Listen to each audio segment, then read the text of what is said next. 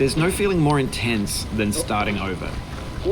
If you deleted your homework the day before it was due, as I have, or if you left your wallet at home and you have to go back after spending an hour in the commute.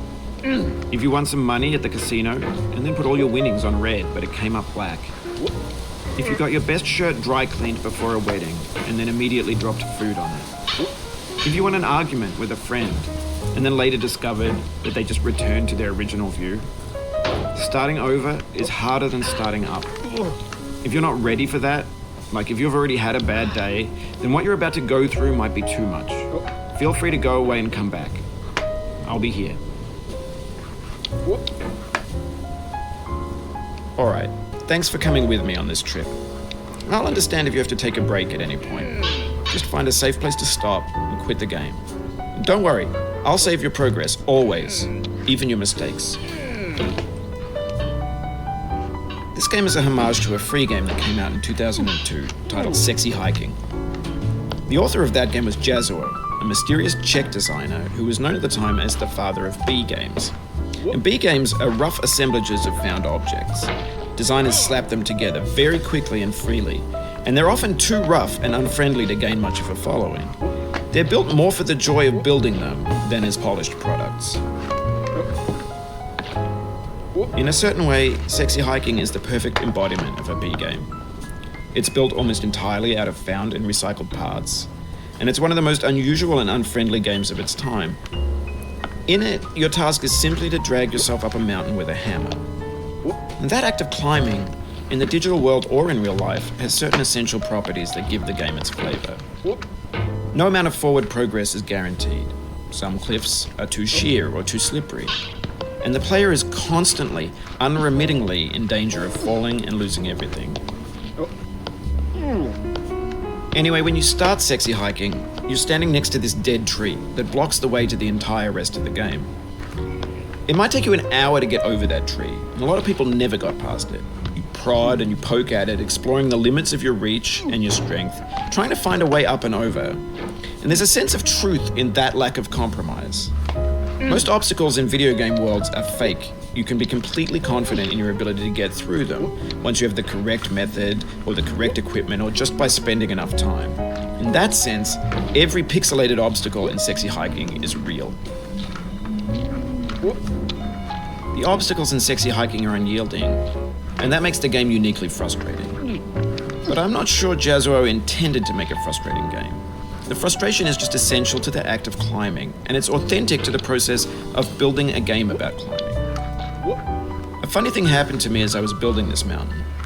I'd have an idea for a new obstacle, and I'd build it, test it, and it would usually turn out to be unreasonably hard. But I couldn't bring myself to make it easier.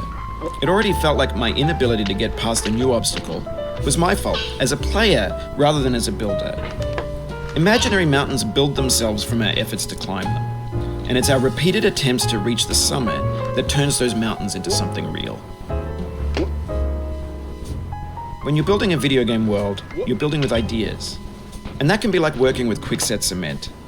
You mold your ideas into a certain shape that can be played with, and in the process of playing with them, they begin to harden and set until they're immutable, like rock. And at that point, you can't change the world. Not without breaking it into pieces and starting fresh with new ideas. For years now, people have been predicting that games would soon be made out of prefabricated objects, bought in a store and assembled into a world. And for the most part, that hasn't happened, because the objects in the stores are trash. I don't mean they look bad or that they're badly made, although a lot of them are. I mean they're trash in the way that food becomes trash as soon as you put it in the sink. Things are made to be consumed and used in a certain context, and once the moment is gone, they transform into garbage. In the context of technology, those moments pass by in seconds. Over time, we've poured more and more refuse into this vast digital landfill that we call the internet. It now vastly outnumbers and outweighs the things that are fresh and untainted and unused. When everything around us is cultural trash, trash becomes the new medium, the lingua franca of the digital age. And you can build culture out of trash. But only trash culture. B games, B movies, B music, B philosophy. Maybe this is what digital culture is. A monstrous mountain of trash, the ash heap of creativity's fountain. A landfill with everything we ever thought of in it. Grand, infinite, and unsorted. There's 3D models of breakfast, Gen X's fanfic novels, scan magazines, green screen Shia LaBeouf, banned snuff scenes on Live League. Facebook's got lifelike bots with unbranded adverts and candid shots of Kanye and Taylor Swift mashups, car crash epic failed GIFs, Russian dashcam vids, discussions of McRibs, discarded, forgotten, unrecycled, muddled, rotten, untitled. Everything's fresh for about 6 seconds, until some newer thing beckons, and we hit refresh. And there's years of persevering, disappearing into the pile, out of style, out of sight. In this context, it's tempting to make friendly content that's gentle, that lets you churn through it but not earn it. Why make something demanding if it just gets piled up in the landfill, filed in with the bland things?